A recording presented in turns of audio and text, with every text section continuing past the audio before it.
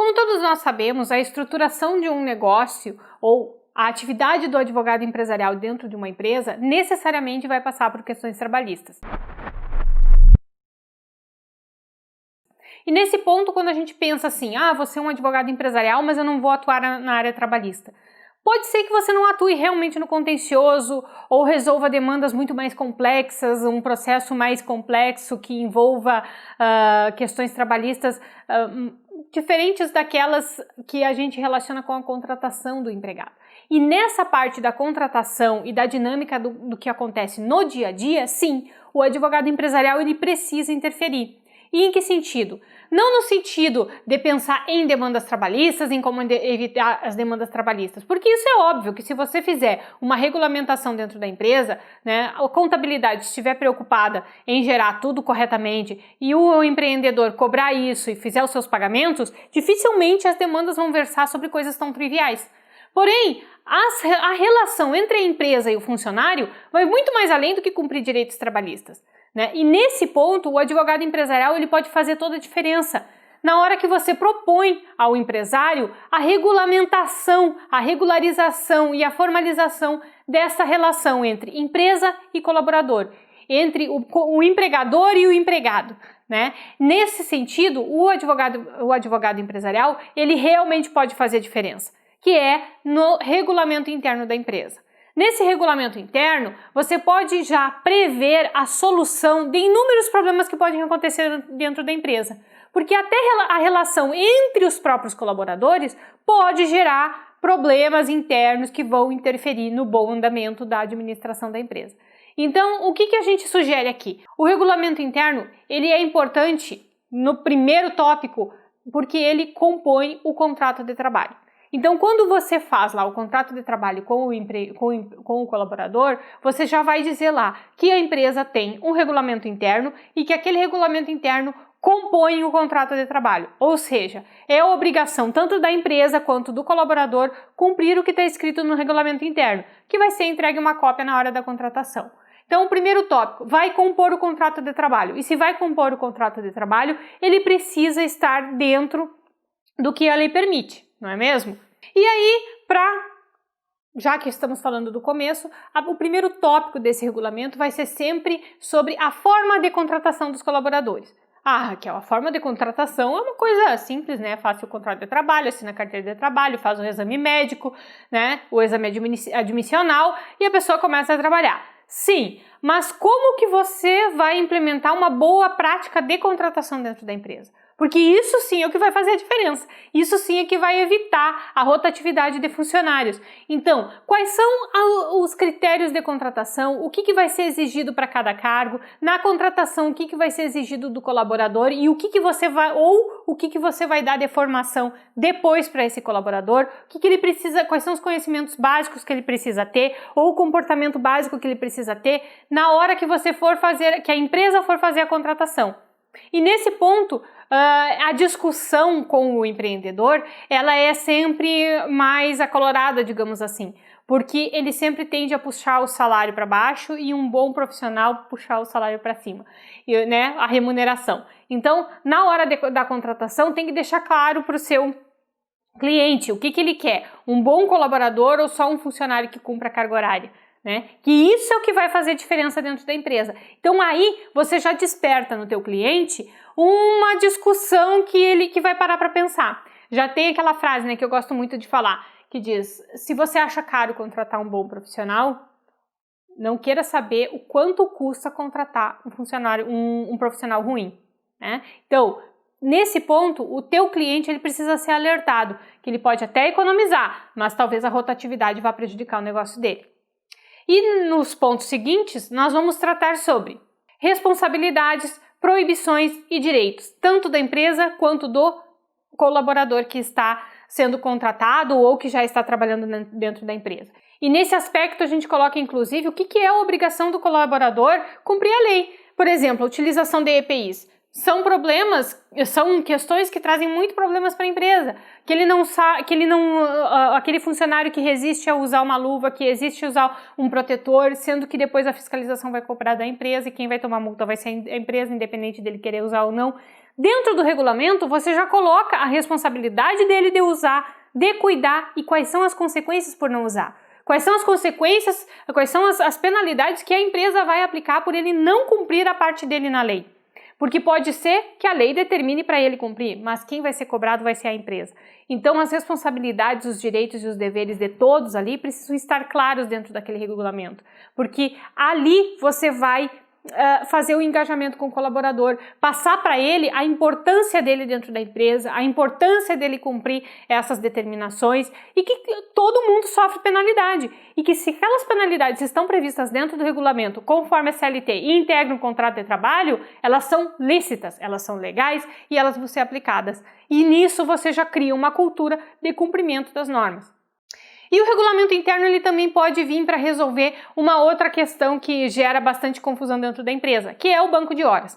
Então você pode instituir o banco de horas para aquele teu cliente dentro do regulamento interno. E como que aquilo vai acontecer? Porque não adianta instituir o banco de horas se não tem uma fiscalização disso, se não tem uma forma de controle e uma forma de implementar isso dentro da empresa.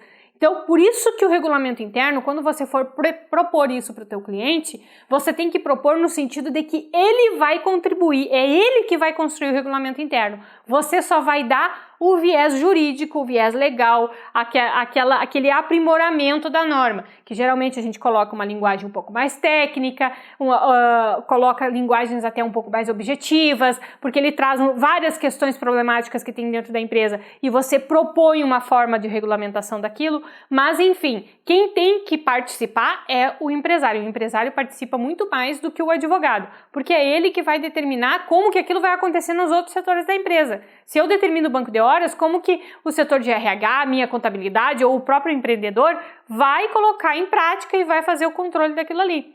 Outra questão também que gera muita discussão e que pode ser resolvida de pronto dentro do regulamento interno são as questões de segurança da empresa. Geralmente as empresas aí colocam câmeras de segurança, vigiam não só os funcionários, os clientes, quem quiser roubar, quem quiser fazer um monte de coisa. Enfim, as câmeras estão ali ligadas e a empresa tem o direito de ter aquelas câmeras ligadas desde que avise aonde elas estão para os seus funcionários. Então no regulamento interno já fica determinado, existe câmera e você está sendo controlado por isso. Não vou controlar teu celular, mas eu vou controlar se você está trabalhando ou não. E isso não é errado. Por quê? Porque você já está dizendo desde o começo do contrato de trabalho que é assim que vai acontecer. Então o advogado ele pode colocar e resolver já essas questões desde o nascimento. E aí, se houver depois discussões trabalhistas sobre isso, alegação de que existia câmera, de que o banco de horas não funcionava, de que isso, de que aquilo, o regulamento já previa tudo. Já previa tudo e o funcionário estava ciente. Olha quanto problema você pode resolver aí.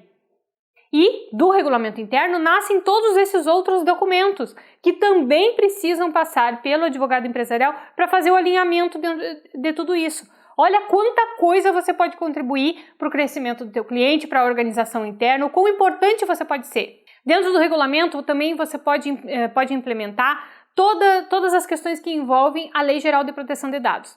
Então, lá dentro você vai colocar que todos os funcionários são responsáveis pelos dados do cliente que passarem por ali, que existe sigilo sobre aquilo ali, que aquelas informações elas não podem ser vazadas, porque as responsabilidades são essas. A lei determina penalidades bem custosas e que então todos ali são responsáveis pelo sigilo.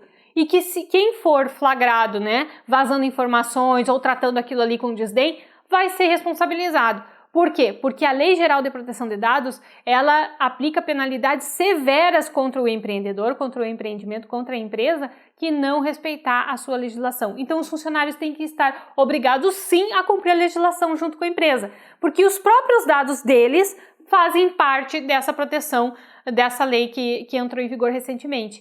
E por isso está descrito no regulamento interno que tudo o que se relaciona à empresa, em especial os dados das pessoas físicas, dos clientes, que fazem parte do banco de dados da empresa, são de responsabilidade também dos funcionários mantê-los sob sigilo. E bem parecido com isso, mas não é a mesma coisa, são as cláusulas de sigilo e de confidencialidade que você pode implementar dentro da empresa. Por quê? Você tem técnicas de marketing, você tem técnicas de produção, você tem técnicas de vendas, você cria técnicas constantemente dentro da empresa, você cria procedimentos próprios dentro da empresa. E esses procedimentos, eles não podem ser passados para o teu concorrente.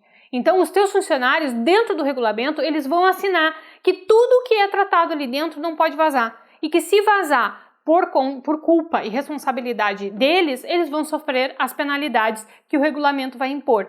Então, veja que aí você já deixa claro para todos os funcionários, sejam os novos, sejam os que já existem, porque isso pode ser implementado a qualquer momento dentro da empresa, desde que, tome a sua publicidade, enfim, todo mundo assine. Mas, enfim, você pode regulamentar todas essas questões que são problemas corriqueiros dentro da empresa, que não precisam existir. Você pode evitar todos eles. Então, propor para o teu cliente a regulamentação disso tudo dentro de um regulamento interno é uma das formas mais eficientes que tem para evitar demandas, para evitar problemas e para criar uma cultura organizacional dentro da empresa. E aí, nesse aspecto, se a empresa já existe, vamos dizer que você pegue já o bonde andando dentro da empresa, que não vai ser um regulamento que você vai criar desde o começo, desde a estruturação do negócio. Ele tem que ser um divisor de águas dentro da empresa, porque ele veio para resolver problemas e para evitar muitos outros no futuro, para regularizar algumas práticas, para implementar, por exemplo, a LGPD, para trazer tudo isso para o conhecimento de todos. Então, ele tem que ser um divisor de águas. Por quê? Porque ele vai interferir diretamente na cultura organizacional da empresa, que reflete diretamente na administração profissional do negócio. Um negócio administrado de forma profissional requer uma regulamentação interna para tudo isso. Então, no momento de implementar esse regulamento interno, você tem que causar, você tem que realmente ser um evento dentro daquela estrutura. Olha, hoje estamos aqui com um coquetelzinho, sei lá, com café da manhã, seja lá o que for que a sua criatividade traga o empreendedor top fazer e implementar o regulamento. E não só para que os funcionários do teu cliente coloquem isso em prática, justamente para causar no teu cliente um impacto de mudança naquela empresa, porque isso ele acaba gerando consequências a longo prazo. Causar esse impacto, dizer, olha, agora é um recomeço, é uma nova estrutura, não uma nova estrutura, é tudo que deu certo melhorado, é tudo que deu certo protegido, tudo que acontecer daqui para frente vai ser desse formato, com essa formalidade que a administração requer, e a partir de agora a empresa é vista como um ente separado do empreendedor, enfim. Você pode, nesse evento de implementação do regulamento interno, realmente causar uma diferença lá, fazer a diferença dentro da empresa, trazer novos ares, trazer novas perspectivas, E, enfim, isso tudo contribui para o crescimento do negócio e, como eu já falei em outras oportunidades, você deixa de ser uma conta para pagar dentro da empresa, o advogado deixa de ser uma conta para ser paga e passa a ser um investimento dentro da empresa.